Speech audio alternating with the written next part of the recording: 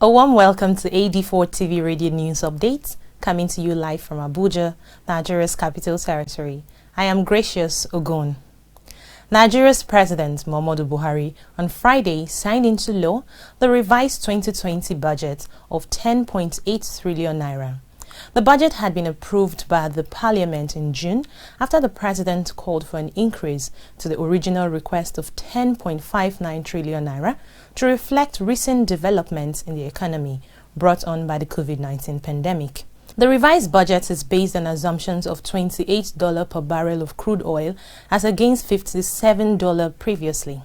Similarly, Nigeria's President Muhammadu Buhari has officially approved the suspension of Ibrahim Magu as acting chairman of Economic and Financial Crimes Commission (EFCC) to allow unrestricted probe by the Presidential Investigation Panel under the Tribunal of Inquiry Act and other relevant laws. Director of Operations EFCC, Mohammed Umar, has since been appointed to oversee the activities of the Commission pending the investigation of the panel. The United States Supreme Court on Thursday ruled that President Donald Trump's financial records can be examined by prosecutors in New York. His lawyers had argued that he enjoys total immunity while in office and Congress had no valid justification to seek the records. Chief Justice John Roberts said that since the earliest days of the Republic, the United States judiciary system had a right to every man's evidence, including the President of the United States. President Trump is the first president since Richard Nixon in the 1970s not to have made his tax return public.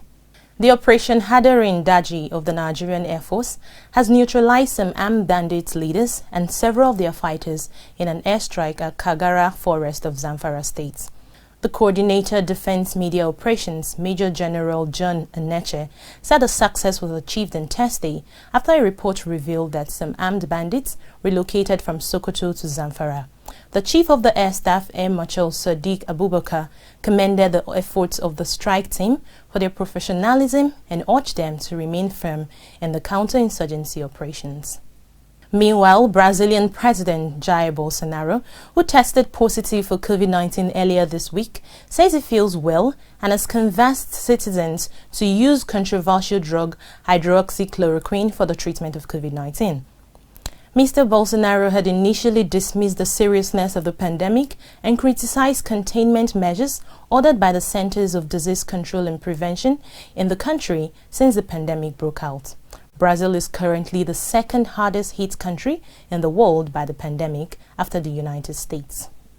In another development, the Federal Airports Authority of Nigeria, FAN, has commended air passengers for the level of compliance with protocols to prevent the spread of coronavirus at both Lagos and Abuja airports. The managing director of FAN, Captain Rabiu Yadudu, also applauded airline operators for adhering to the guidelines issued by Nigeria's Center for Disease Control (NCDC) and the FAN protocols.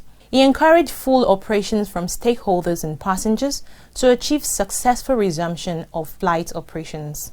We'll take a break now. Stay with us. Details coming shortly. Commonly confused words for today. We have ITS and IT''S. It's.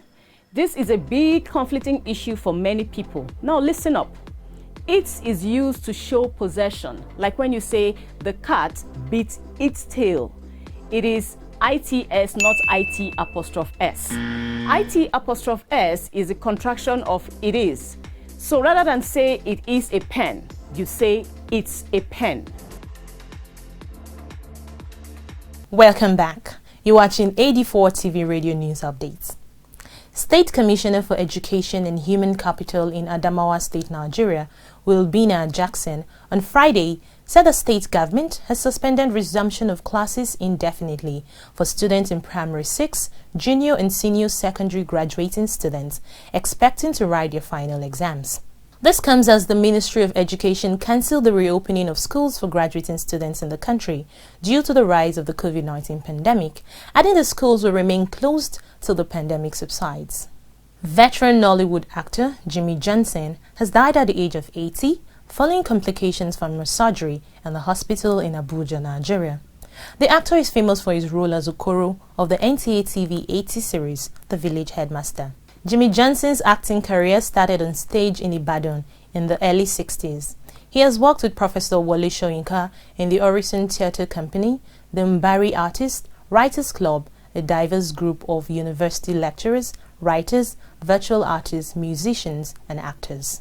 And that's it on AD4 TV Radio News Updates, coming to you live from Abuja, Nigeria's capital. You can join the conversation on our website at www.ad4tvradio.com. Please follow us on our social media platforms at AD4TV Radio on Facebook, Twitter, LinkedIn, and Instagram. Please subscribe to our YouTube channel at AD4TV Radio. Many thanks for watching. I am Gracious Ogun.